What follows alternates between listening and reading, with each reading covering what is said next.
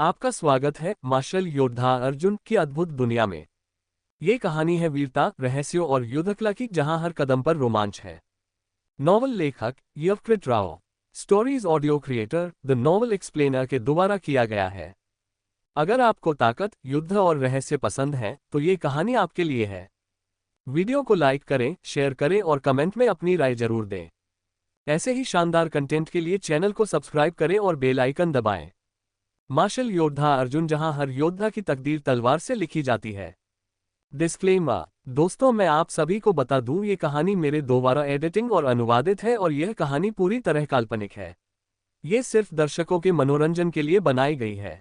इसमें दर्शाए गए सभी पात्र, नाम, उत्पाद और घटनाएं पूरी तरह काल्पनिक है। ये कहानी किसी भी तरह से किसी भी व्यक्ति के भावनाओं, प्रथाओं, परंपराओं और विश्वासों के अपमान नहीं करती है और कहानी में बताए गए सभी चीजों का मात्र कहानी के लेखक द्वारा बनाई गई लेख की अपनी एक कल्पना है। तो दोस्तों, मैं आपको आगे बता दूं, अगर आप हमारे द नॉवल एक्सप्लेनर चैनल पर नए हैं तो वीडियो को भर लाइक और चैनल को सब्सक्राइब करना ना भूलें। और टेलीग्राम का लिंक डिस्क्रिप्शन बॉक्स में है, जाकर ज्वाइन करें। धन्यवाद। कुछ समय बाद अर्जुन बेहोशी की हालत से उठा। उसने अपनी आंखें खोली और पाया कि उसका शरीर चिपचिपे पदार्थ से ढका हुआ था। रक्त त्यांग अमृत की ऊर्जा बैंगनी रक्त क्षेत्र के योद्धा के लिए बहुत हिंसक होती थी। जब सिटी लॉर्ड ने उसे रक्त त्यांग अमृत दिया था तो उसने ऐसा अर्जुन को पानी में घोलकर धीरे धीरे पीने देने के इरादे से किया था। हालांकि अर्जुन ने ये सब एक ही बार में निगल लिया था। मैं वास्तव में बेहोश हो गया था। ऐसा लगता है कि यह वास्तव में मेरी डेंटियन की सीमा से परे था। अर्जुन ने कुछ गहरी सांस ली और धीरे धीरे अपने मन को शांत किया। फिर उसने अपने डेंटियन की जांच की और उसे जांचने पर वह दंग रह गया। उसे ये देखकर आश्चर्य हुआ कि युआन क्यूई उसके डेंटियन में संघनित हो गई थी। वह पूरी तरह से ठोस हो चुकी थी। यह युआन फाउंडेशन क्षेत्र का चिन्ह था। अंततः वह युआन फाउंडेशन क्षेत्र में प्रवेश कर गया। अर्जुन बहुत खुश था। उसे मार्शल आर्ट का अभ्यास करते हुए लगभग 2 साल हो गए थे। बैंगनी रक्त क्षेत्र के योद्धाओं को मार्शल कलाकार नहीं माना जाता था। बैंगनी रक्त क्षेत्र एक मार्शल कलाकार के शुरुआती कदम थे। यह नश्वर और योद्धा के बीच का अस्थायी क्षेत्र था। और अब युआन फाउंडेशन क्षेत्र के साथ वह वास्तविक शुरुआत में पहुंच गया था। उसने अपने भविष्य के मार्शल आर्ट पथ की नींव रख दी थी। जैसे ही उसने धीरे से अपनी मुट्ठियां भींची, अर्जुन को एहसास हुआ कि उसका शरीर ऊर्जा से भर गया है। ये वह शक्ति थी जो गहन साधना स्तर से आती थी। अब वह अपनी सारी शक्ति खो नहीं जाएगा। पहले वह एक बार गोल्डन क्रो प्रजाति टोटेम को बुलाने के बाद लड़ने में असमर्थ हो जाता था। युआन फाउंडेशन को तोड़ने के बाद भी अर्जुन ने पाया कि उसके शरीर के भीतर अभी भी रुक रुक कर जलन हो रही थी।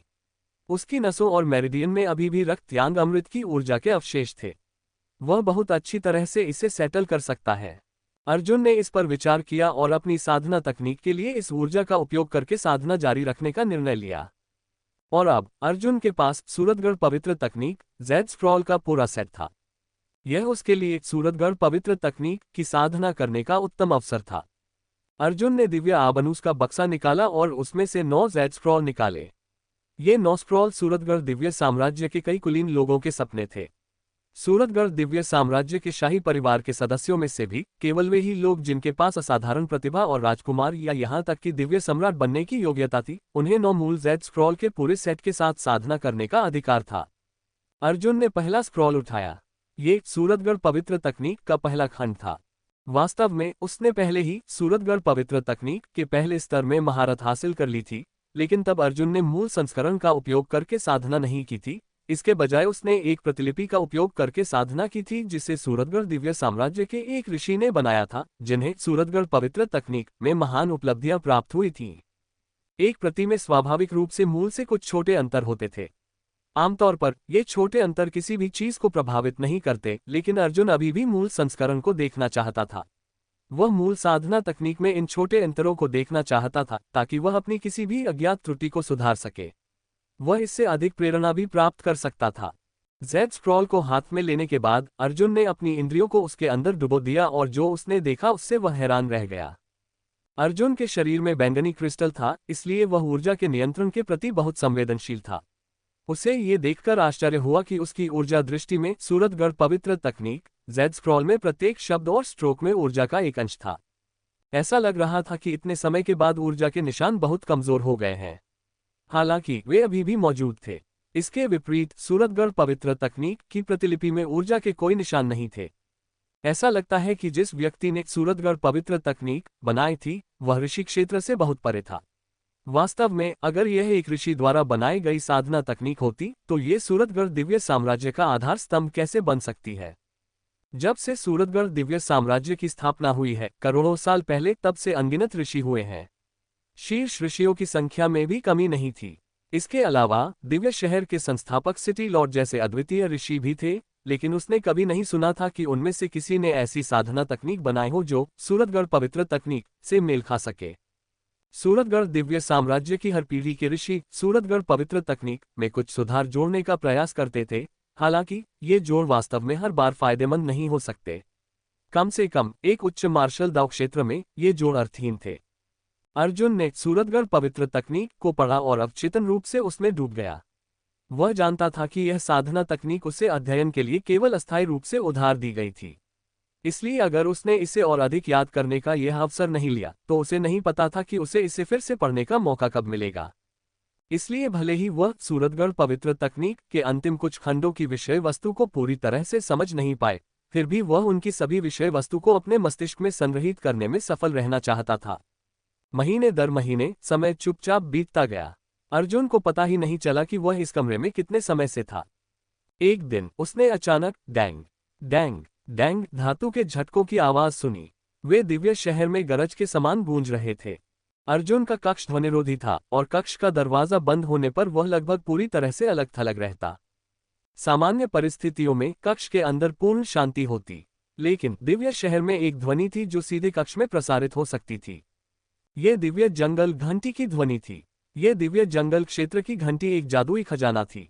इसे केवल वह व्यक्ति ही बजा सकता था जिसका साधना स्तर उच्चतम मानव लॉर्ड स्तर का हो। इसकी ध्वनि हजारों मील दूर तक जा सकती थी और ध्वनि को अलग करने वाली व्यवस्था भी इसे रोक नहीं सकती थी। दिव्य जंगल की घंटी बज गई है। अर्जुन घबरा गया। दिव्य शहर में दिव्य जंगल की घंटी का मुख्य उद्देश्य चेतावनी देना था। इसे केवल तभी बजाया जाता था जब कोई दुश्मन आक्रमण कर रहा होता था, जब दिव्य शहर की सुरक्षा को खतरा होता था। और ऐसी चीजें जो दिव्य शहर को खतरे में डाल सकती थी बहुत कम और दूर दूर तक फैली हुई थी। एक सामान्य छोटे आकार का जानवर गिरोह दिव्य शहर के 100,000 फीट के भीतर भी नहीं आ सकता था, इसलिए दिव्य जंगल की घंटी बजाने की कोई जरूरत नहीं होती थी। वास्तव में ऐसा कहा जाता है कि दिव्य जंगल क्षेत्र घंटी पिछले 1000 सालों में नहीं बजाई गई थी। क्या ये हो सकता है? अर्जुन के दिल में एक अंधेरा बादल छा गया। वह अपने कमरे से बाहर निकला और तुरंत प्रगति से मिला जो भी अपने घर से भागती हुई बाहर आए। मिस, क्या हुआ? राधा ने अपने छोटे छोटे कान बंद करते हुए घबराहट में पूछा। निवासों के बाहर दिव्य जंगल क्षेत्र की घंटी की झनकार और भी अधिक कानों को चीर देने वाली थी। यदि किसी के साधना स्तर में कमी थी तो यह उसके अंगों को घंटी की झनकार के साथ प्रतिध्वनित कर देती थी, जिससे यह काफी अप्रिय हो जाता था। यह दिव्य जंगल की घंटी होनी चाहिए। इसके विपरीत प्रगति यह कहते हुए चिंतित नहीं थी। पहली बार घंटी सुनना उसे नया लगा। अर्जुन, शहर के द्वार पर आओ। इस समय अर्जुन के कानों में एक गंभीर आवाज गूंजी। यह आवाज सिटी लॉर्ड की थी। अर्जुन ने प्रगति की ओर देखा। उसके चेहरे के हाव भाव से वह बता सकता था कि उसे भी ऐसा ही संदेश मिला था। चलो चले। उसने केंद्रीय दिव्य टॉवर के बाहरी दरवाजे को धक्का देकर खोला और टॉवर की ढलानदार आपातकालीन मार्ग सीढ़ी का अनुसरण करते हुए टॉवर से नीचे की ओर भागा। ... जब वह केंद्रीय दिव्य टॉवर से बाहर आया तो उसने महसूस किया कि उसके एकांत प्रशिक्षण के पिछले महीनों में दिव्य शहर बदल गया था और अब वह वैसा नहीं रहा। दिव्य शहर की 4 दीवारें कई सुरक्षा बलों से जगमगा रही थीं। बड़े बड़े धातु के बक्सों में अस्थि अवशेषों के ढेर रखे हुए थे जो इन सुरक्षा बलों के लिए ऊर्जा के स्रोत थे। ये सूरतगढ़ दिव्य साम्राज्य के रणनीतिक भंडार थे। जरूरत के समय इन्हें बाहर निकाल लिया गया था। शहर के चारों कोनों पर कई गुलेलें लगाई गई थीं। इन गुलेलों में से एक पौराणिक प्राइमल डिवाइन क्रॉसबो भी था। प्राइमल डिवाइन क्रॉसबो को एक विशाल सरणी द्वारा संचालित किया गया था। एक प्राइमल डिवाइन क्रॉसबो को नियंत्रित करने के लिए 10 से अधिक मानव लॉर्ड्स को अपनी सेनाओं को जोड़ना पड़ता था। क्रॉसबो में प्राइमल तीर का इस्तेमाल किया जा रहा था जिसे उसने पहली बार दिव्य शहर में प्रवेश करते समय देखा था। वे 4 मीटर लंबे थे और हर तीर एक विशेष धातु से बना था। उनके निर्माण की लागत बहुत अधिक थी और उनका वजन 1000 किलो था। उस समय अर्जुन और अन्य योद्धा प्राइमल तीर का उपयोग करके बैंगनी टंगस्टन की दीवार को भेदने में विफल रहे थे। यहाँ तक कि अर्जुन भी पहली बार कोशिश करने में विफल रहा। हालांकि वह प्राइमल तीर को उठा सकता था, फिर भी वह इसे स्थिर रूप से भेदने में सक्षम नहीं रहा था। इन अनुभवों के कारण ये भयानक हथियार अभी भी अर्जुन के दिमाग में ताज़ा था। यह एक ऐसा हथियार था जो आदिम प्रजातियों को भी खतरे में डाल सकता था। शहर में इतने सारे मानव प्लॉट्स और ऋषियों के साथ और अन्य गुटों के समर्थन के साथ दिव्य शहर की युद्ध शक्ति बहुत भयानक लग रही थी। वह सीधे आगे बढ़ा और पाया कि दिव्य शहर में पहले की तुलना में बहुत अधिक योद्धा थे। इन योद्धाओं के साधना स्तर ज्यादातर मानव लॉट के स्तर के थे। वे सभी प्रकार के गुटों से आए थे और कई बड़े गुटों की रीढ़ कहे जाते थे। ये सभी मानव लॉट कवच पहने हुए थे और उनके हाथ में हथियार थे। सभी गंभीर दिख रहे थे। कोई भी उस महान शेफर्ड बॉय के सामने आराम से नहीं बैठ सकता था जिसने चौहान परिवार के कबीले को लगभग खत्म कर दिया था। अर्जुन को उन लोगों से युद्ध जैसा माहौल आता महसूस हो रहा था। इस बार यह मंच पर होने वाली लड़ाई नहीं थी, बल्कि वास्तविक जीवन और मृत्यु की लड़ाई थी।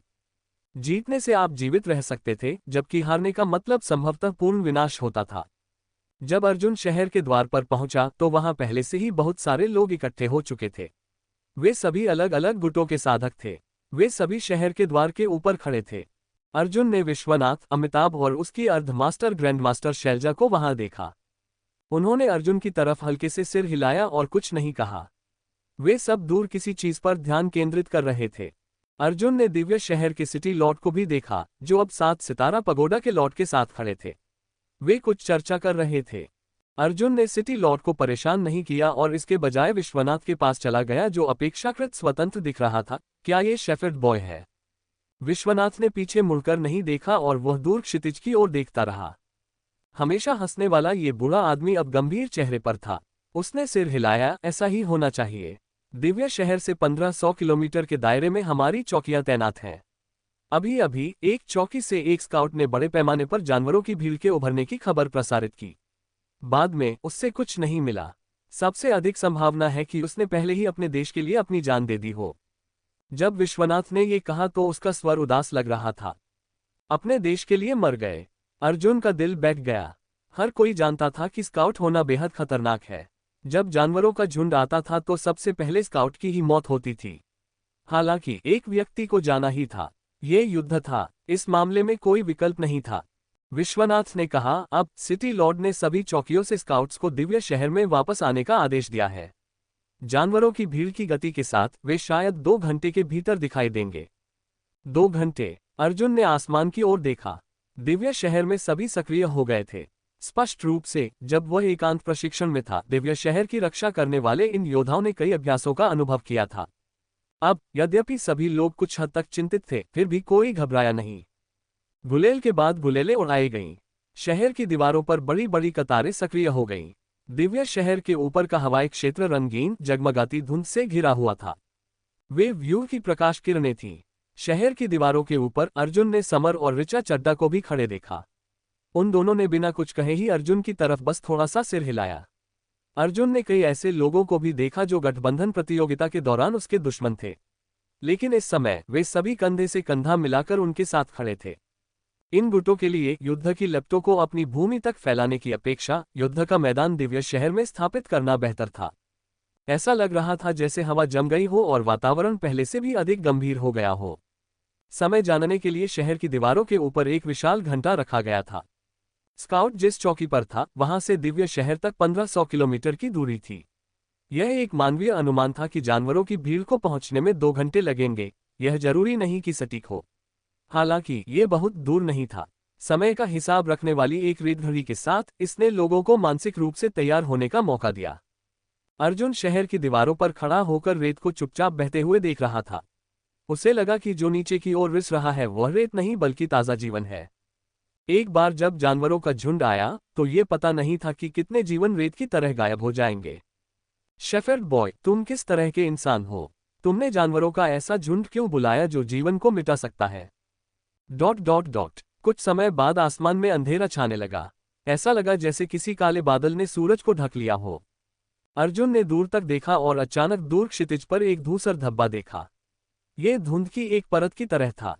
रेत का तूफान, किसी ने अचानक कहा। धूसर धुंध रेत थी जो दूर क्षितिज में हवा में उठ रही थी। रेत की अंतहीन मात्रा थी और रेत के तूफान में छिपी हुई छोटी धुंधली आकृतियां थीं। वे जमीन पर चल रहे थे लेकिन वे रेत नहीं थे। ये जानवरों का झुंड था। बहुत ऊंचाई से कई सौ मील दूर तक देखने पर इमारतों के आकार के बड़े बड़े जानवर भी धूल के समान छोटे दिखाई देते थे। जानवरों का झुंड यहाँ पहुंच गया है। लोग धरती को हिलता हुआ महसूस कर सकते थे। जानवरों के झुंड की सरपट दौड़ ने कई सौ मील दूर से सीधे दिव्य शहर तक कंपन पहुंचा दिया था। ये वास्तव में भूकंप जैसा अनुभव था जो असंख्य उजाड़ जानवरों के दौड़ने से उत्पन्न हुआ था। इस समय लोगों को आसमान में एक बड़ी धुंधली आकृति दिखाई दी। रेत के तूफान के बीच यह और भी स्पष्ट हो गई। यह क्या है? किसी ने भयभीत होकर कहा। यह आकृति इतनी बड़ी थी कि लोग डर के मारे बड़बड़ाने लगे। बूम बूम बूम, भयानक आवाजें हर जगह फैल गईं और दिव्य शहर तक स्पष्ट कंपन फैल गया। ऐसा लग रहा था जैसे विशाल उल्काएं जमीन पर गिर रही हों। वह काल्पनिक छवि धीरे धीरे रेत के तूफान से बाहर निकल आई। लोग अंततः उसे स्पष्ट रूप से देख पाए। वह एक बहुत बड़ा कछुआ था। उसका सिर ड्रैगन के आकार का था जबकि उसका शरीर कछुए के खोल से ढका हुआ था। गड़गड़ाहट की आवाजें उसके कदमों से आ रही थीं। उसके हर कदम से दिव्य शहर में कंपन महसूस हो रहा था। हे भगवान, ये क्या बला है? शहर की दीवारों पर खड़े लोग हैरान थे। सैकड़ों मील की दूरी के कारण 100,000 फीट की ऊंचाई पर इस कोण पर 4-5 मंजिल ऊंचे विशालकाय जानवर धूल के छोटे छोटे कणों की तरह दिख रहे थे। हालांकि इस विशाल कछुए ने अपने विशालकाय शरीर से पूरे क्षितिज को भर दिया था। दिव्य कछुए के खोल में हर निशान एक शहर जितना बड़ा था। उसके अंग पहाड़ जितने मोटे थे। उसके हर कदम के साथ जमीन और पहाड़ हिल रहे थे जिससे स्वर्ग और धरती कांप उठती थी। क्या इस दुनिया में ऐसा कोई अस्तित्व था? वह क्या था? एक उजाड़ जानवर। यहाँ तक कि वहां उपस्थित ऋषिगण भी हैरान रह गए। उन्होंने पहले भी दिव्य जंगल में आदिम प्रजातियों को मारा था, लेकिन इस दिव्य कछुए की तुलना में उन्होंने जो आदिम प्रजातियां मारी वे कुछ भी नहीं थीं। अर्जुन, जो शहर की दीवारों के ऊपर खड़ा था, वह भी उतना ही हैरान था। इस दुनिया में बहुत सारे अज्ञात अस्तित्व हैं। यह उसकी कल्पना की सीमाओं से कहीं ज्यादा था। उदाहरण के लिए, उसकी आंखों के सामने दिव्य कछुआ और शुद्ध यान तलवार महल में देखा गया कांस्य दानव जो एक फरसे का उपयोग करके पूरी दुनिया को विभाजित कर सकता था। ऐसे अस्तित्वों के सामने वर्तमान वह अभी भी बहुत छोटा था। यह विशाल कछुआ दिव्य जंगल के गहरे भागों से आया है। एक मानव ऋषि ने चिंतित होकर पूछा। उसे कभी नहीं पता था कि दिव्य जंगल में ऐसा कोई अस्तित्व रहता है। यहाँ तक कि ऐतिहासिक पुस्तकों में भी ऐसा कोई रिकॉर्ड नहीं था। केवल कुछ ही पुस्तकों में सभी प्रकार की विचित्र जानकारी के साथ ऐसे विशाल कछुए का रिकॉर्ड दर्ज किया गया था, लेकिन उन पुस्तकों को आमतौर पर मिथकों और किंवदंतियों के रूप में वर्गीकृत किया जाता था। मुझे नहीं पता। दिव्य जंगल बहुत बड़ा है। हम नहीं जानते कि इसके भीतर क्या है। आदिम प्रजातियां दिव्य जंगल का चरम अस्तित्व नहीं है। लेकिन क्या इस पर आगे चर्चा करना सही रहेगा? उस विशाल कछुए के सिर को देखो, ऋषि ने कहा और सभी ने दिव्य कछुए के सिर की ओर देखा। योद्धाओं की दृष्टि बहुत अच्छी थी। इसके अलावा सभी प्रकार की रहस्यमय तकनीकों का उपयोग करके लोग देख सकते थे कि पहाड़ जैसे कछुए के सिर के ऊपर स्पष्ट रूप से एक व्यक्ति बैठा था।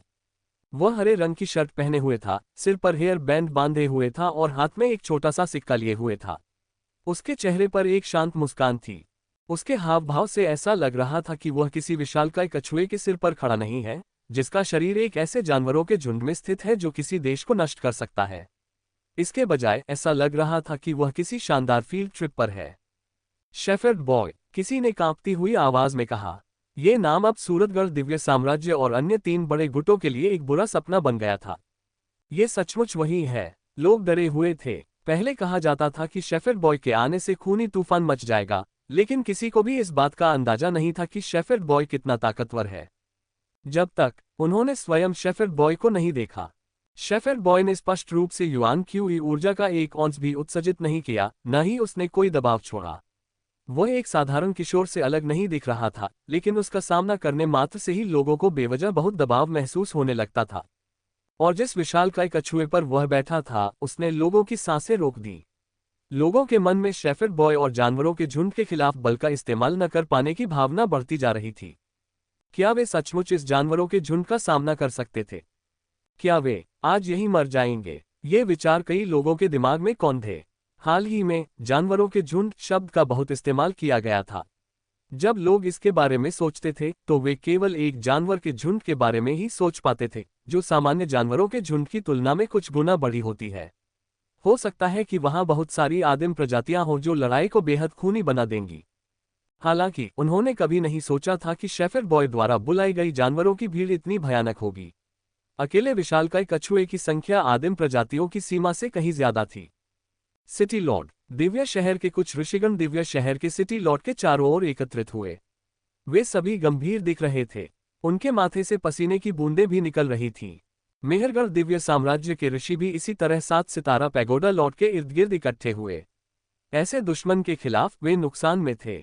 वे इसका सामना कैसे कर पाएंगे? Boom boom boom boom. Divya कछुए के कदम धीमे थे, लेकिन उसका हर कदम दसियों मील की दूरी तय कर रहा था। क्षितिज से दिव्य शहर तक की दूरी तय करने से पहले उसे बस दसियों कदम चलने की जरूरत थी। दिव्य जंगल में इसके द्वारा छोड़ा गया प्रत्येक पदचिह्न भविष्य में वर्षा होने पर एक बड़ी झील का निर्माण करने वाला था। दिव्य कछुए के पास आने के साथ दिव्य शहर में महसूस किए जाने वाले कंपन और भी स्पष्ट हो गए। इस समय एक पिकोलो की मधुर धुन विशाल दिव्य जंगल में सुनी जा सकती थी। कई 100 मील पिकोलो की धुन को रोकने के लिए पर्याप्त नहीं थे।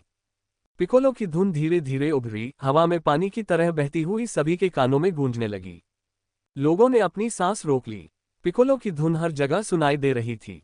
जानवरों के झुंड की तेज रौंदने की आवाज भी उसे दबा नहीं सकी। वह शेफर्ड बॉय ही है। हम बहुत बहुत भोले थे। मेहरगढ़ दिव्य साम्राज्य का 7 सितारा पगोडा लॉर्ड कड़वाहट से मुस्कुराया।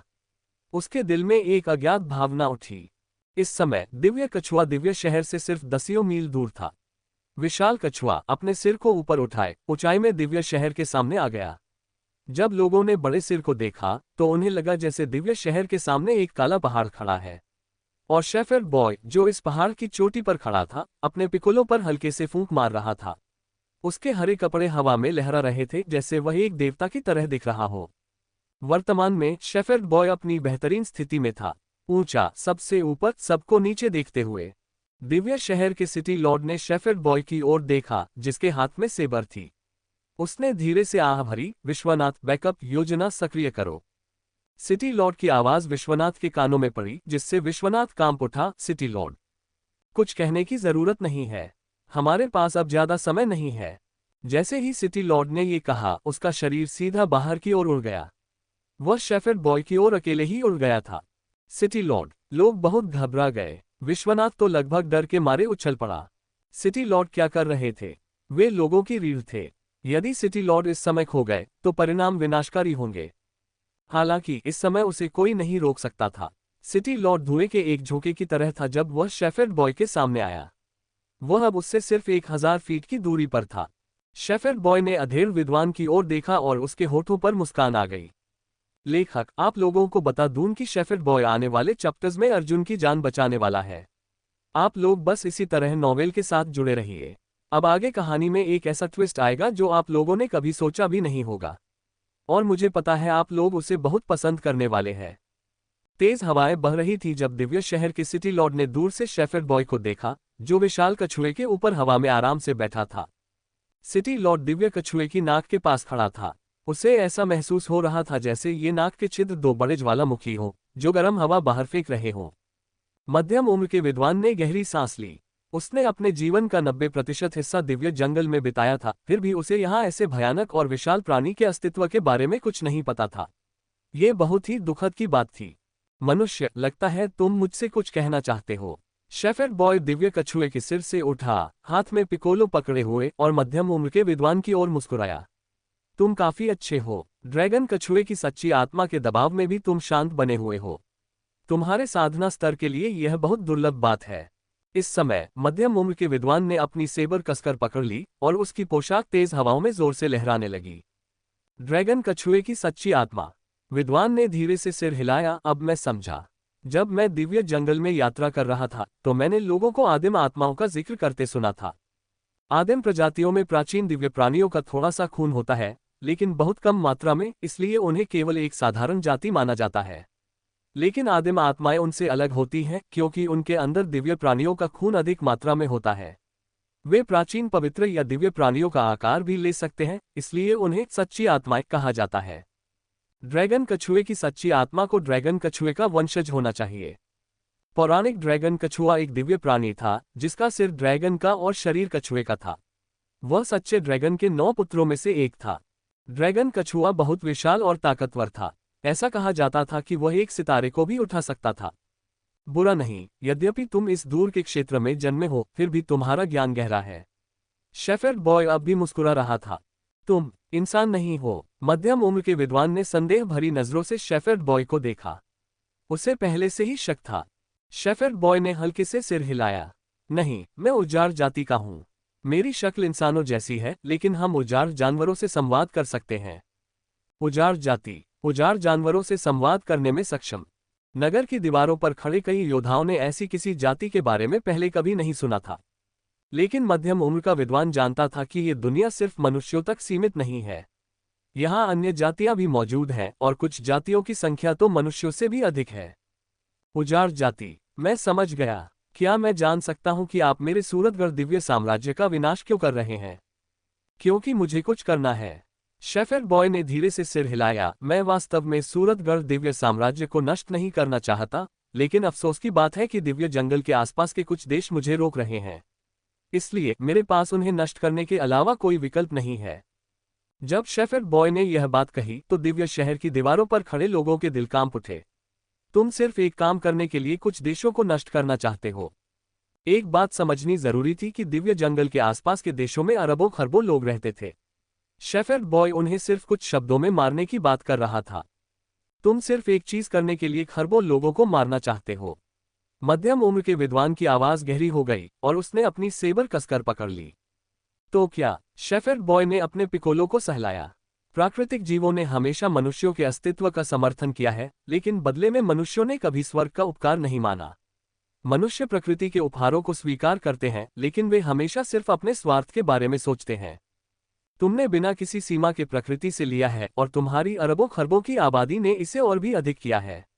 जीवित रहने के लिए तुम हर पल हर क्षण असंख्य जीवों की हत्या कर रहे हो, और जिनकी तुम हत्या करते हो उनकी संख्या मनुष्यों की संख्या से कहीं अधिक है। ये दुनिया निर्मम है, ये हर चीज को तुच्छ मानती है। एक शक्तिशाली सत्ता के सामने मनुष्य सुअर और कुत्तों से अधिक कुछ नहीं है। तुम दूसरों को मार सकते हो क्योंकि तुम शक्तिशाली हो। यदि कोई और तुम्हें मारता है तो वह तुमसे अधिक शक्तिशाली है। इसे स्वर्गीय नियम कह सकते हो, जिसमें केवल सबसे ताकतवर ही जीवित रहता है।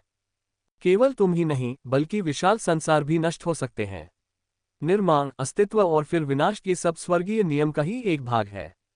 जब शेफर्ड बॉय ने ये सब इतनी बेबाकी से कहा तो मध्यम उम्र के विद्वान को एक ठंडी सिहरन महसूस हुई। वह इसे स्वीकार नहीं करना चाहता था, लेकिन उसे यह मानना पड़ा कि शेफर्ड बॉय की बातों में तर्क था। एक उच्च स्वर्गीय नियम के सामने यदि यह खरबों जीवन भी नष्ट कर दे तो क्या फर्क पड़ता है? जब दो तारे टकराते हैं तो वे भी अनगिनत जीवन समाप्त कर देते हैं। पर कौन ये कहता है कि तारे निर्दयी हैं? यदि ऐसा ही है तो हमारे बीच कोई समझौता नहीं हो सकता। मध्यम उम्र के विद्वान ने लंबी सांस ली। जिसका विनाश होना है वह अंततः नष्ट हो ही जाएगा। शेफर्ड बॉय ने हल्की आवाज में कहा, यदि तुम और तुम्हारे लोग यहां से चले जाओ तो तुम्हारे पास जीवित रहने का अवसर होगा। मैं तुम्हारी कद्र करता हूं, तुम्हें यहां मरना नहीं चाहिए। मेरे लिए यहां से जाना असंभव है। मैं अपने भाग्य से नहीं बच सकता। मध्यम उम्र के विद्वान ने अपनी सेबर म्यान से बाहर निकाल ली। 4 फुट लंबी सेबर की ठंडी चमक ने जैसे सूर्य की रोशनी तक को जमा दिया। दिव्य शहर की दीवारों पर खड़े 7 सितारा पगोडा के लॉर्ड ने भी लंबी सांस लेते हुए अपनी अंतरस्थानिक अंगूठी से एक भाला निकाल लिया। हर कोई इस लड़ाई की कठिनाई को महसूस कर सकता था। यह एक मृत्यु का युद्ध था। यह तय था कि यहाँ बहुतों को अपनी जान गंवानी पड़ेगी। अर्जुन, मैं तुम्हें यहाँ से ले जा रहा हूँ। ठीक उसी क्षण जब तलवारें निकल चुकी थीं और युद्ध की स्थिति बन चुकी थी, एल्डर विश्वनाथ की युआन क्यूई आवाज ने अर्जुन के कानों में प्रवेश किया। क्या? अर्जुन चौंक गया। उसी समय विश्वनाथ का हाथ पहले ही उसके कंधे पर आ चुका था। और सिर्फ अर्जुन ही नहीं, बल्कि रुद्र, यश, मेहरगढ़ दिव्य साम्राज्य के समर, ऋचा चड्डा, रोशन महाजन और अन्य कई लोगों को उनके विधि प्रवर्तक और एल्डर्स ने पहले से ही वहां से ले जाने की तैयारी कर रखी थी। हम लड़ाई नहीं कर रहे, मोटे रोशन महाजन ने कांपते हुए कहा। उसकी आवाज साफ कांप रही थी। आखिर वह अभी युवा था, उसने पहले कभी ऐसा दृश्य नहीं देखा था। शेफर्ड बॉय और विशाल ड्रैगन कछुए के सामने ये कहना झूठ होगा कि मोटे को डर नहीं लग रहा था।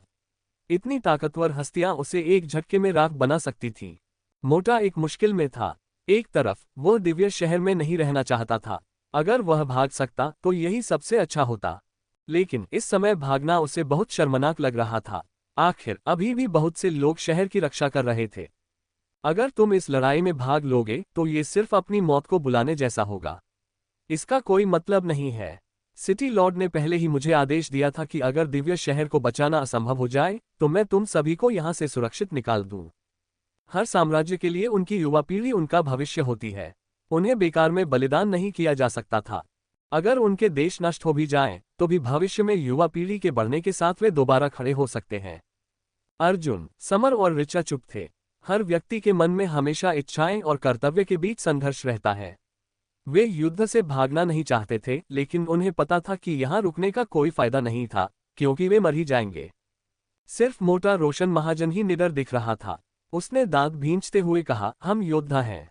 हम अपने सीनियर्स को लड़ने के लिए अकेला छोड़कर कैसे भाग सकते हैं।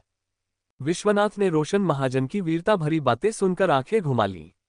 वह उम्रदराज और समझदार था, इसलिए उसने आसानी से देख लिया था कि कुछ समय पहले ही मोटा डर के मारे सफेद पड़ गया था। तो तुम यही रह सकते हो, बाकी लोग जा सकते हैं। विश्वनाथ के पास अब इस डरपोक मोटे के साथ ज्यादा बात करने का समय नहीं था। इस समय हर पल कीमती था, वरना ये युवा कभी भी यहां से निकल नहीं पाएंगे।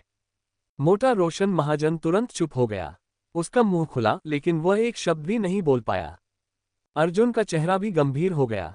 इस समय वह रोशन महाजन की खिल्ली उड़ाने के मूड में नहीं था। उसने चिंतित होकर पूछा, एल्डर विश्वनाथ, हमें भागने दे रहे हैं क्या आप सभी पहले से ही? थू थू थू। विश्वनाथ ने अर्जुन की बात बीच में ही काट दी। कैसी अशुभ बातें कर रहा है। अगर बचने का मौका मिले तो मरना कौन चाहता है। सालों से दिव्य शहर ने कई अवशेष और रणनीतिक संसाधन इकट्ठे किए हैं।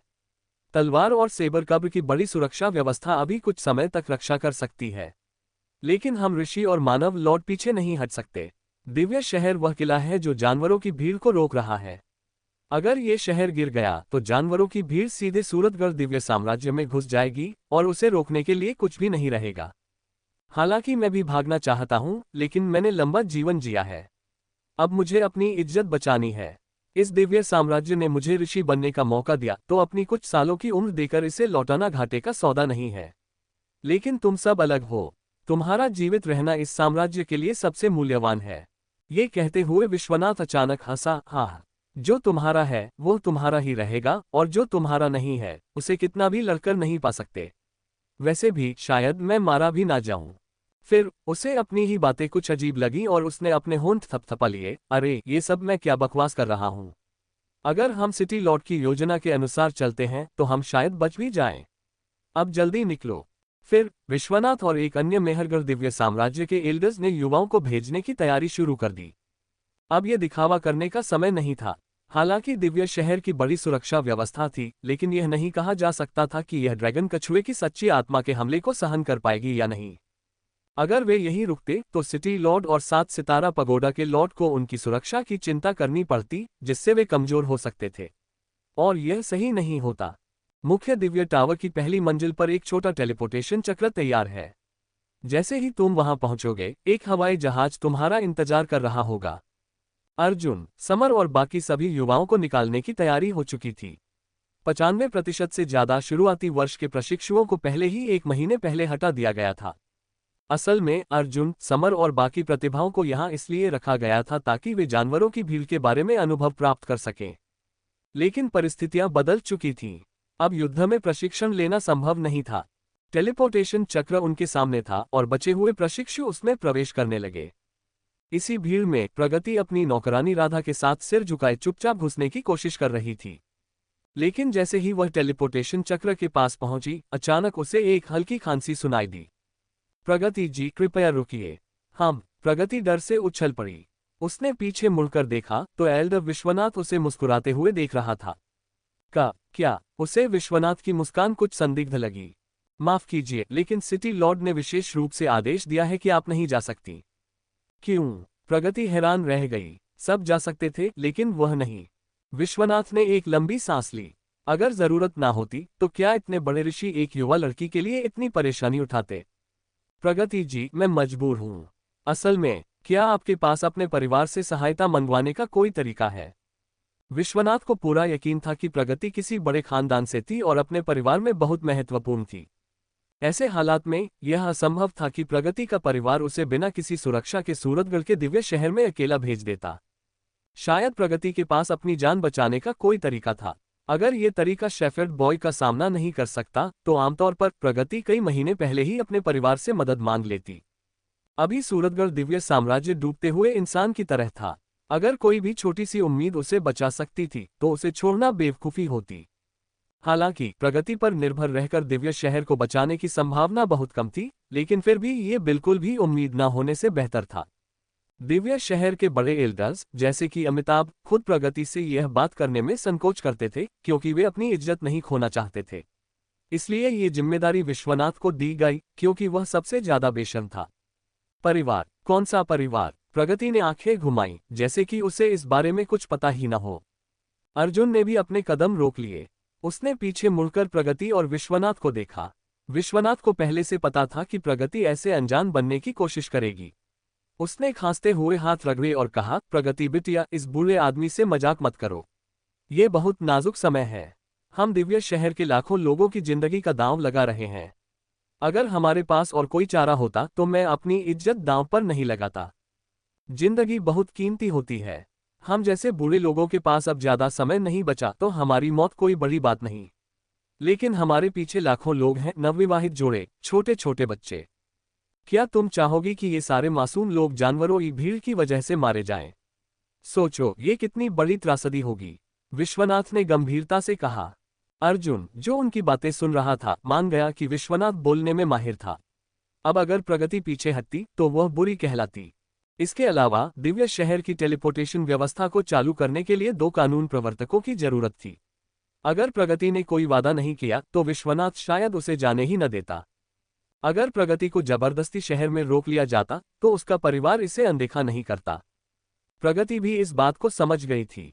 उसने होंठ काटते हुए कहा, एल्डर विश्वनाथ, यह नहीं है कि मैं आपकी मदद नहीं करना चाहती, पर मैं मदद नहीं कर सकती।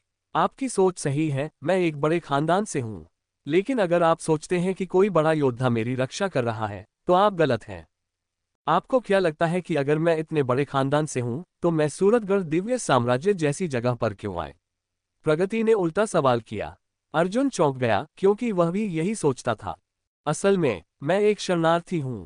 मेरा परिवार युद्ध में फंसा हुआ है और बहुत ही नाजुक स्थिति में है। पिछले कुछ सालों से हमारे खानदान के सभी बच्चों को दुनिया भर की अलग अलग शाखाओं में भेज दिया गया है ताकि हमारा परिवार पूरी तरह खत्म न हो जाए और हमारा वंश जीवित रह सके।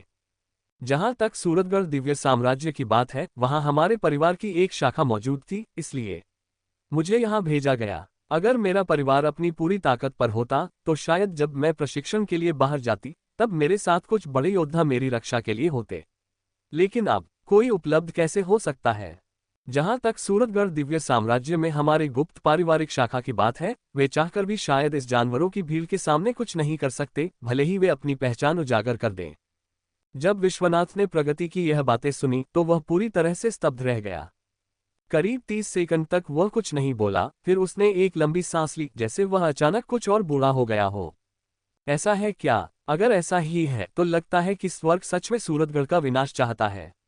विश्वनाथ ने निराशा में सिर हिलाया। हालांकि उसे पहले से ही ज्यादा उम्मीद नहीं थी, लेकिन जब उसे पूरी तरह यकीन हो गया कि प्रगति कोई मदद नहीं कर सकती तो उसका दिल और भी ज्यादा बैठ गया। अगर दिव्य शहर नष्ट हो गया तो फिर सूरतगढ़ दिव्य साम्राज्य का क्या होगा? क्या भव्य शाही राजधानी और राज्य के जीवंत शहर वीरान होकर दिव्य जंगल का हिस्सा बन जाएंगे? इस विचार से विश्वनाथ का दिल और डूबने लगा। जाओ, उसने हाथ हिलाकर कहा और अब प्रगति को रोकने की कोशिश नहीं की। प्रगति ने अपने होंठ काटे और उसे अजीब सा अफसोस महसूस हुआ। हालांकि इस सब का उससे कोई लेना देना नहीं था, फिर भी उसे अंदर ही अंदर एक जिम्मेदारी महसूस हुई। कुछ देर सोचने के बाद प्रगति ने जैसे कोई फैसला कर लिया। उसने अपनी अंतरस्थानिक अंगूठी से एक जेड स्क्रॉल निकाला और उसे विश्वनाथ के हाथों में रख दिया। एल्डर विश्वनाथ, यह मेरे पिता ने मुझे दिया था। यह मेरी जान बचाने के लिए एक रक्षक प्रतीक है। हो सकता है कि आप इसका कुछ उपयोग कर सकें। मैं जा रही हूं और अब जब सूरतगढ़ दिव्य साम्राज्य खतरे में है तो मेरा परिवार शायद मुझे यहां से ले जाएगा। प्रगति का परिवार पहले से ही उसे सूरतगढ़ दिव्य साम्राज्य में बसाने वाला नहीं था। वो तो बस राहगीर की तरह थी, एक प्रवासी पक्षी जो कुछ समय के लिए किसी पेड़ पर बैठा था। अब जब वह पेड़ गिरने वाला था तो प्रवासी पक्षी उसे सहारा नहीं दे सकता था। वह बस उड़कर चला जाएगा। जैसे ही टेलीपोर्टेशन का प्रकाश चमका, अर्जुन का दिल भारी हो गया। वह जा रहा था, लेकिन उसे नहीं पता था कि दिव्य शहर का क्या होगा। विश्वनाथ, अमिताभ और सिटी लॉर्ड, उनका क्या अंजाम होगा जब वे शहर में ही रुक रहे थे। जहां तक अर्जुन की बात थी, वह सूरतगढ़ दिव्य साम्राज्य वापस जा तो रहा था, लेकिन जब दिव्य शहर ही गिर जाएगा तो सुरक्षित जगह कहां होगी। वह जानता था कि उसकी वर्तमान ताकत एक विशाल ज्वार में बहने वाले एक छोटे बुलबुले जैसी थी। वह इस जानवरों की भीड़ के सामने पूरी तरह बेबस था और किसी भी पल कुचला जा सकता था। ऐसा लग रहा था जैसे अब कोई रास्ता नहीं बचा था। अर्जुन और प्रगति टेलीपोर्टेशन सरणी से होकर गुजरे। दूसरी ओर पहले से ही एक हवाई जहाज खड़ा था। कई युवा प्रतिभाएं पहले ही जहाज में चढ़ चुकी थीं, जो सूरतगढ़ दिव्य साम्राज्य में लौटने की तैयारी कर रहे थे। अर्जुन ने यश, रुद्र और बाकी लोगों को देखा। कोई कुछ नहीं बोल रहा था। माहौल बहुत गंभीर था। एक कोने में प्रगति चुपचाप बैठी थी, खोई खोई सी लग रही थी, जैसे किसी गहरे विचार में हो। अर्जुन ने हल्की सांस ली और प्रगति के पास जाकर बैठ गया। हवाई जहाज उड़ान भरने लगा और जैसे जैसे हवा में हलचल हुई, जहाज हिलने लगा। हर झटके के साथ प्रगति का शरीर भी हल्के से डगमगा रहा था। अर्जुन, तुम्हें क्या लगता है, युद्ध क्यों होता है? उड़ान के दौरान प्रगति ने अचानक धीमी आवाज में पूछा। वह खिड़की के बाहर दिव्य जंगल को देख रही थी, उसकी आंखें खोई हुई थीं। अगर युद्ध न होता तो उसे अपना परिवार छोड़कर नहीं जाना पड़ता, और अगर युद्ध न होता तो इतनी जानें नहीं जाती। अर्जुन कुछ देर चुप रहा, फिर उसने कहा, मनुष्यों के बीच संघर्ष वैसे ही है जैसे जानवर भोजन के लिए एक दूसरे का शिकार करते हैं। ये हमेशा इतना ही क्रूर रहेगा। शायद असली शांति कभी अस्तित्व में नहीं आ सकती, क्योंकि इस दुनिया में जीवन को बने रहने के लिए लगातार भोजन की तलाश करनी होती है। सिर्फ निरंतर मार काट के जरिए ही जीवन आगे बढ़ सकता है। यही स्वर्ग का नियम है। या तो हम शिकारी बने या शिकार। इस चक्र से बचने का कोई तरीका नहीं है। यहाँ तक कि मरने के बाद भी हमारी लाशें मिट्टी में मिलकर किसी और जीवन का पोषण करेगी। जीवन की यही सच्चाई है। अर्जुन ने हल्की सांस लेते हुए कहा। प्रगति यह सुनकर थोड़ी चौंक गई। उसने तो बस यूं ही बात कह दी थी, जैसे खुद से बोल रही हो, लेकिन उसे उम्मीद नहीं थी कि अर्जुन इस तरह का उत्तर देगा। उसे ये भी उम्मीद नहीं थी कि एक 14 साल का लड़का इतनी गहरी बात कह सकता है। इतनी गंभीर बात नहीं थी। अर्जुन ने कंधे उचकाते हुए कहा, बल्कि हमें ये सोचना चाहिए कि हम आगे कैसे जिंदा रहेंगे। जिंदा रहना। प्रगति ने होंठ भींचते हुए कहा, मुझे यहाँ से जाना होगा। दरअसल मैं अपने परिवार से बात कर सकती हूँ, वे तुम्हें भी अपने साथ ले जा सकते हैं। दिव्य शहर में प्रगति का कोई दोस्त नहीं था, सिवाय भोली भाली राधा के। पहले अर्जुन उसे बहुत चिढ़ाने वाला लगता था, लेकिन अब जब जीवन और मृत्यु का सवाल सामने था तो उसे अर्जुन उतना बुरा नहीं लग रहा था। जाना। अर्जुन चौंक गया। उस पल उसे भी जाने का थोड़ा मन हुआ। अगर वह प्रगति के साथ सूरतगढ़ दिव्य साम्राज्य छोड़ देता तो वह सुरक्षित रहता, लेकिन अगर वह एक बार दिव्य राज्य छोड़ देता तो शायद कभी वापस न आ सके। बस विश्वनाथ और सिटी लॉर्ड के शब्दों को याद करके अर्जुन को लगा कि वह ऐसा कभी नहीं कर सकता। जो कुछ भी उसने हासिल किया था वह सूरतगढ़ दिव्य साम्राज्य द्वारा दिए गए संसाधनों की बदौलत था। उसे पहले ही यह स्वीकार करना पड़ा था कि वह पीछे हटकर राज्य में लौटने के अलावा कुछ नहीं कर सकता। लेकिन अगर वह अकेले भाग जाता जबकि बाकी लोग अपनी जान जोखिम में डालकर पीछे रह जाते तो वह एक एहसान फरामोश इंसान बन जाता। इसके अलावा अर्जुन की बड़ी बहन आरती अभी भी दिव्य राजधानी में थी। वहां छूटकी, आंटी सुनीता और वे सभी लोग भी थे जिनसे उसका गहरा नाता था। उन्हें मरने के लिए छोड़ देना अर्जुन के लिए असंभव था। सूरतगढ़ दिव्य साम्राज्य लौटने का मतलब था कि अभी भी हालात बदलने का एक मौका था।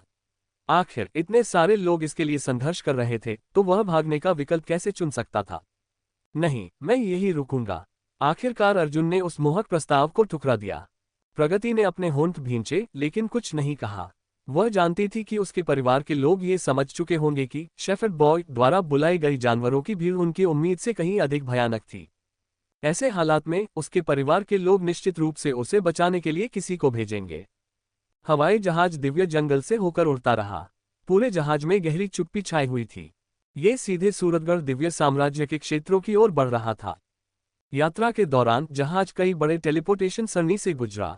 एक के बाद एक समृद्ध शहर पीछे छूटते गए।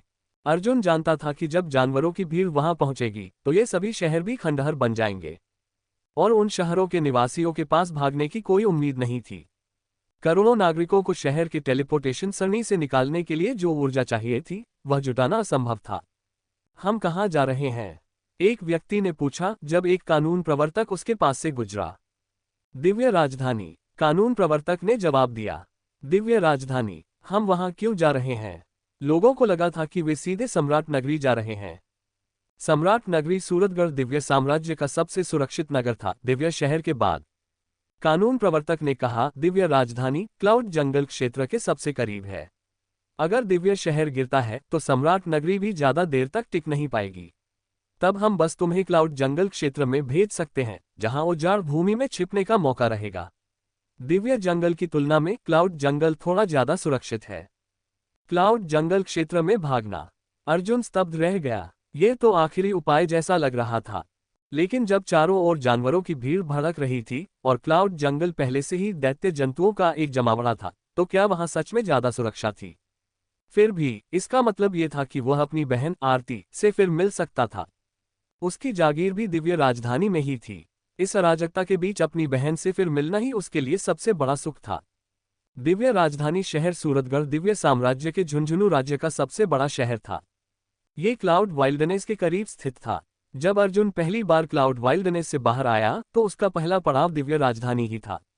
जब हवाई जहाज दिव्य राजधानी के हवाई क्षेत्र के ऊपर उड़ा तो अर्जुन खिड़की के पास खड़ा होकर हलचल भरे शहर को देख रहा था। जब वह क्लाउड वाइल्डनेस से निकला था तो उसने कभी नहीं सोचा था कि वह दिव्य शहर जाएगा, दिव्य राजधानी को एक पड़ाव के रूप में इस्तेमाल करेगा।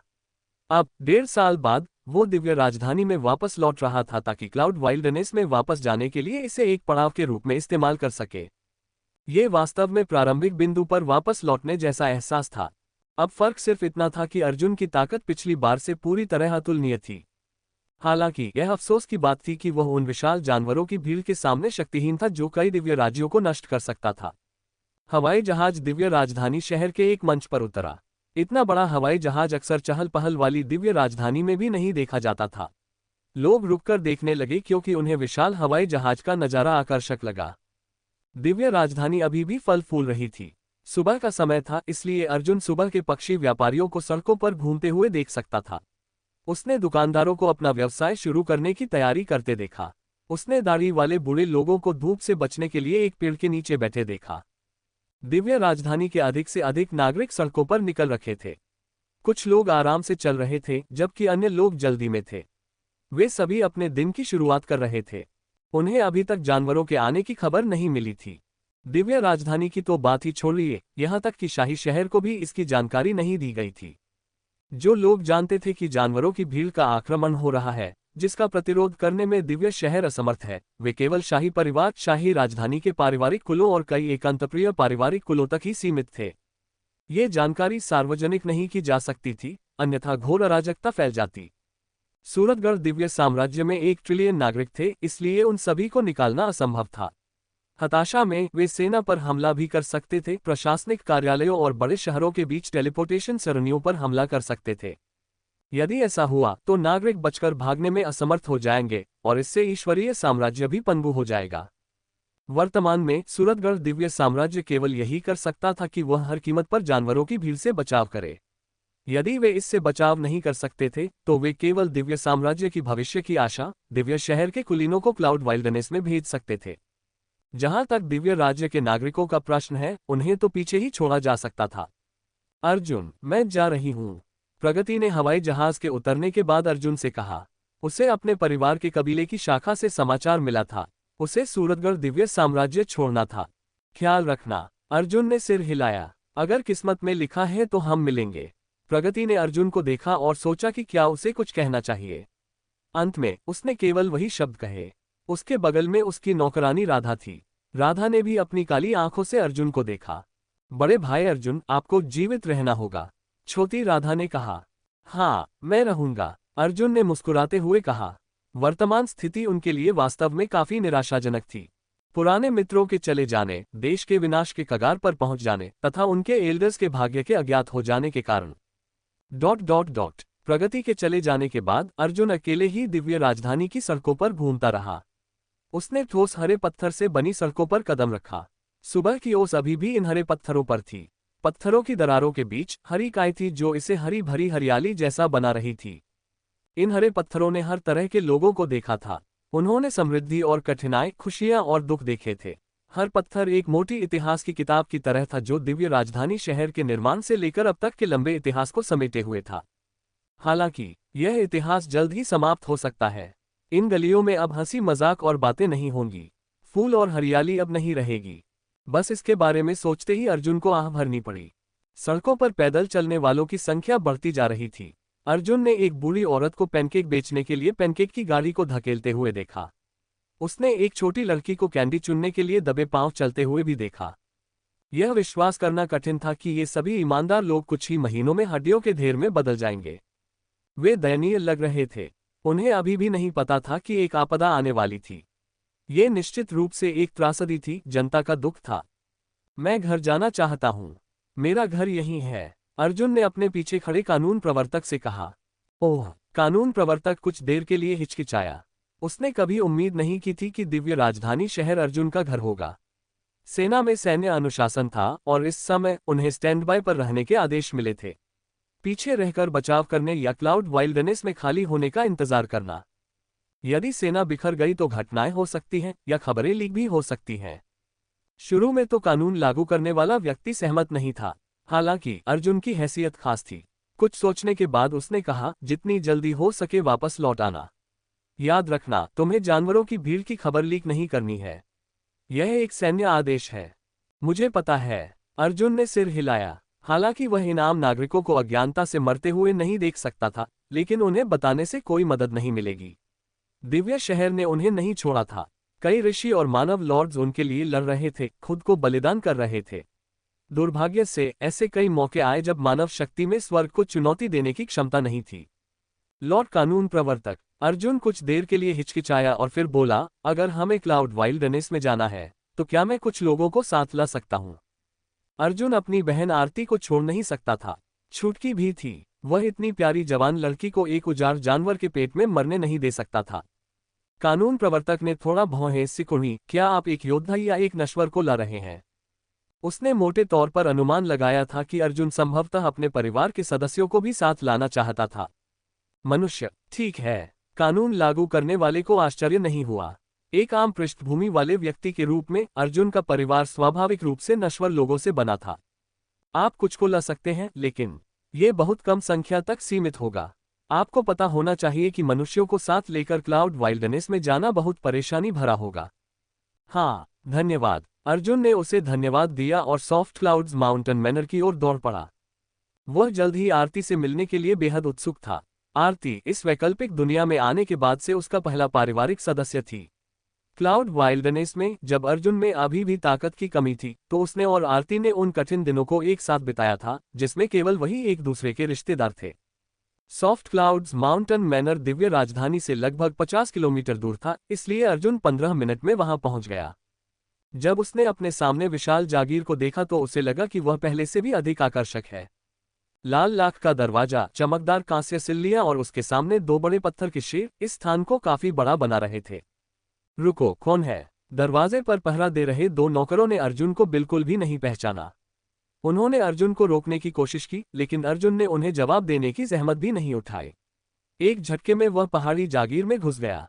दोनों नौकर अभी भी दरवाजे पर मुंह खोले खड़े थे। उनके सामने वाला व्यक्ति तुरंत गायब हो गया था। वे एक दूसरे को देख रहे थे, सोच रहे थे कि कहीं उन्होंने गलत तो नहीं देख लिया। हवेली के अंदर लाल ईंटों और हरी टाइलों से सजावट की गई थी। कई 100 साल पुराने पेड़ों ने सूरज की रोशनी को रोक रखा था और सभी मंडपों के बीच चट्टानी चट्टानें और हरियाली थी। यह एक बहुत ही खूबसूरत परिदृश्य था। अर्जुन ये सब देखने के मूड में नहीं था। वह जानता था कि आरती कहाँ रहती है और उसने अपनी सुनने की शक्ति को इस तरह केंद्रित किया था कि 100 मीटर के दायरे में वह जमीन में बिल बनाते कीड़े की आवाज भी सुन सकता था। जल्द ही उसने आरती की स्थिति का पता कर लिया। अपनी आकृति की झलक के साथ वह एक सुंदर बगीचे में पहुंच गया। इस छोटे से आंगन में अर्जुन ने हरे कपड़े पहने एक लड़की को पानी का डिब्बा पकड़े हुए फूलों को पानी देते हुए देखा। उसने तुरंत ही हरे रंग की पोशाक वाली इस युवा लड़की को पहचान लिया, क्योंकि यह उसकी बड़ी बहन आरती थी। पिछले 1.5 साल में उसे एक बार भी न देखने के बाद आरती, जिसने अब सॉफ्ट क्लाउड्स माउंटेन मैनर में स्वादिष्ट और पौष्टिक भोजन खाया था, अब और भी सुंदर लग रही थी। वह अब पहले जैसी अविकसित नहीं दिखती थी। उसकी त्वचा और भी चिकनी और नाजुक हो गई थी, मलाईदार जैद की तरह। उसका फिगर पतला लेकिन सुडौल था। वह वसंत जैसा एहसास दे रही थी। बहन आरती, वह जोर से चिल्लाया। इस समय उसका दिल भावनाओं से भर गया था। उसने सोचा था कि दिव्य शहर में जाने के बाद वह मनुष्यों के बीच एक ड्रैगन बन जाएगा और फिर एक शानदार घर वापसी करेगा। उसने सोचा कि वह अपनी बहन को प्रथम श्रेणी की राजकुमारी या लेडी की कोई उपाधि दे सकता है, जिससे वह भविष्य में एक कुलीन युवा मालकिन का जीवन जी सके। अगर उसे मौका मिला तो वह उसे कुछ जादुई अमृत दिलवाएगा, जिससे वह एक निश्चित मार्शल आर्ट क्षेत्र में पहुंच सके और शाश्वत यौवन प्राप्त कर सके। लेकिन उसने कभी उम्मीद नहीं की थी कि हालांकि वह दिव्य शहर में उत्कृष्ट था, लेकिन उसे एक शानदार घर वापसी नहीं मिल पाएगी। वह शरणार्थी के रूप में दिव्य राजधानी में लौट आया था। सचमुच यह मुहावरा सच था कि भाग्य का देवता लोगों को मूर्ख बनाता है।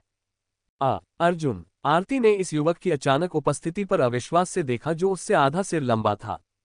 हालांकि अर्जुन की लंबाई बढ़ गई थी और उसका शरीर पहले से ज्यादा मांसल हो गया था, लेकिन वे बचपन से ही हर दिन साथ साथ बिताते थे।